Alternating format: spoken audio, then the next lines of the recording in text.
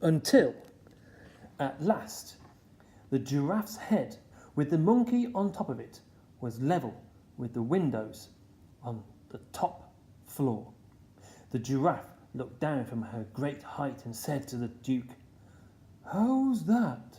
The Duke was speechless. So was I. It was the most magical thing I had ever seen, even more magical than the pelican's painted beak.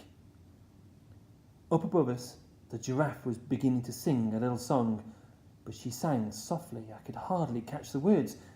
I think it went something like, "My neck can stretch terribly high, much higher than eagles can fly.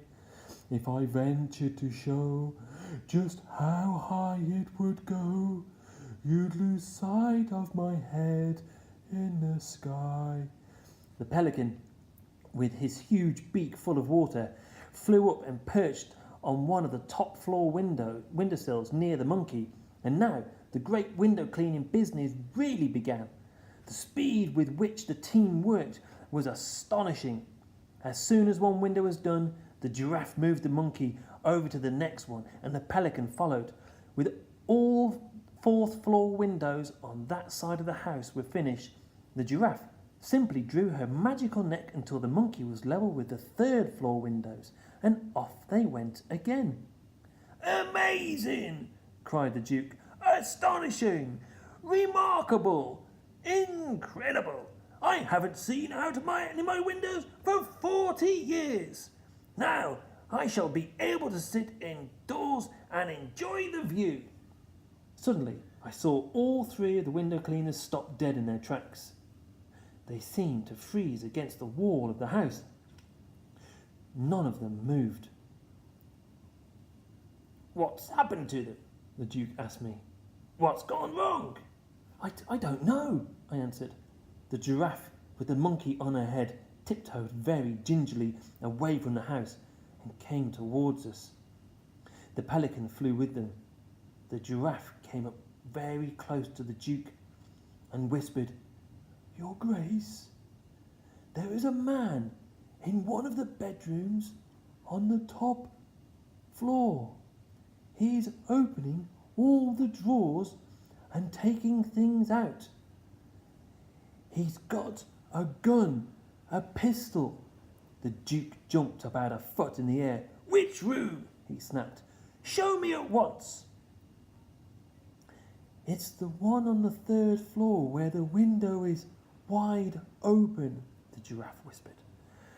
"By gad!" cried the Duke. "That's the Duchess's room. He's after her jewels. Call the police. Summon the army. Bring up the cannon. Charge with the light brigade."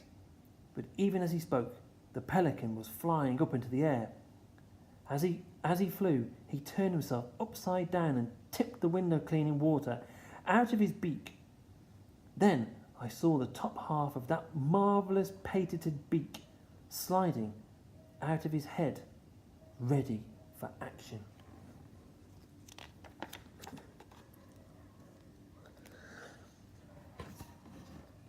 "What's that crazy bird up to?" cried the Duke. "Wait and see," shouted the monkey. "Hold your breath, old man. Hold your nose. Hold your horses and watch that Pelly go." Like a bullet, the pelican flew in through the open window, and 5 seconds later out he came with his great orange beak firmly closed. He landed on the lawn beside the Duke. A tremendous banging noise was coming from inside the pelican's beak. It sounded as though someone was using a sledgehammer against it on the inside. "He's got him!" cried the monkey. "Pelly's got the burglar in his beak." "Well done, sir!" shouted the Duke, hopping about with excitement. Suddenly, he pulled the handle of his walking stick upwards, and out of the hollow inside of the stick itself, he drew a long, thin, sharp, shining sword. "I'll run it through him!" he shouted, flourishing the sword like a fencer. "Open up, Pelican! Let me get at him! I'll run the bounder through before he knows what's happened to him. I'll spike him like a pat of butter.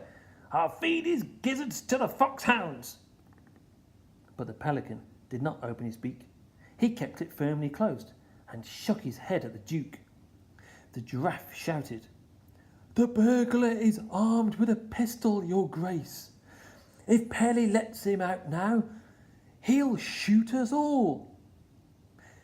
"He can be armed with a machine gun for all I care," bellowed the Duke, his massive moustache bristling like brushwood. "I'll handle the blighter. Open up, sir, open up." Suddenly, there was an ear-splitting bang, and the pelican leapt 20 feet into the air. So did the Duke. "Watch out!" the Duke shouted, taking 10 rapid paces backwards. "He's trying to shoot his way out." And pointing his sword at the pelican, he bellowed, "Keep that beak closed, sir. You don't dare let him out. He'll murder us all." "Shake him up, Pelly," cried the giraffe. "Rattle his bones. Teach him not to do it again." The pelican shook his head so fast from side to side that the beak became a blur, and the man inside must have felt like he was being scrambled like eggs. "Well done, Pelly," cried the giraffe. "You're doing a great job. Keep on shaking him so he doesn't fire that pistol again." At this point, a lady with an enormous chest and flaming orange hair came flying out of the house, screaming, "My jewels! Somebody's stolen my jewels! My diamond tiara! My diamond necklace! My diamond bracelets! My diamond earrings! My diamond rings! They've had the lot! My rooms have been ransacked!" And then this massive female, who, 55 years old, had been a world-famous opera singer, suddenly burst into song. "My diamonds are over the ocean, my diamonds are over the sea, my diamonds were pinched from my bedroom, oh bring back my diamonds to me."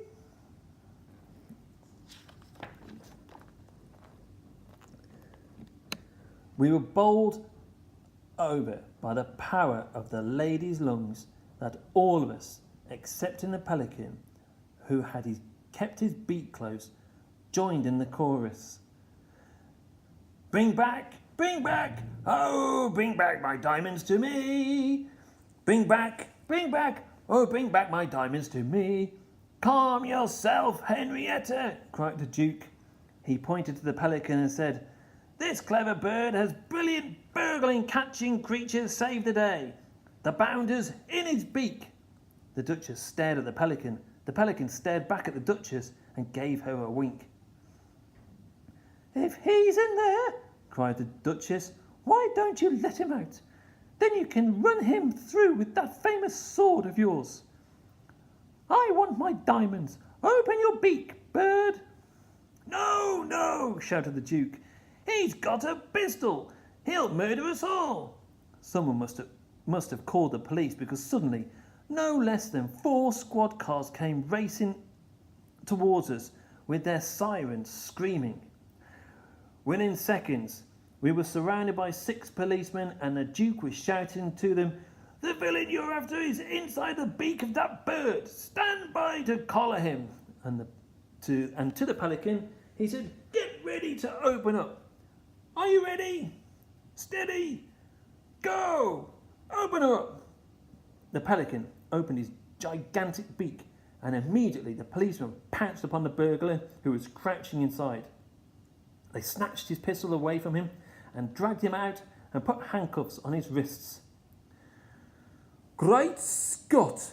shouted the chief of police. "It's the Cobra himself." "The who? The what?"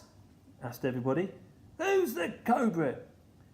"The Cobra is the cleverest and most dangerous cat burglar in the world," said the chief of police. "He must have climbed up the drain pipe. The Cobra can climb up anything." "My diamonds!" screamed the Duchess. "I want my diamonds! Where are my diamonds?" "Here they are!" cried the chief of police, fishing great handfuls of jewellery from the burglar's pockets.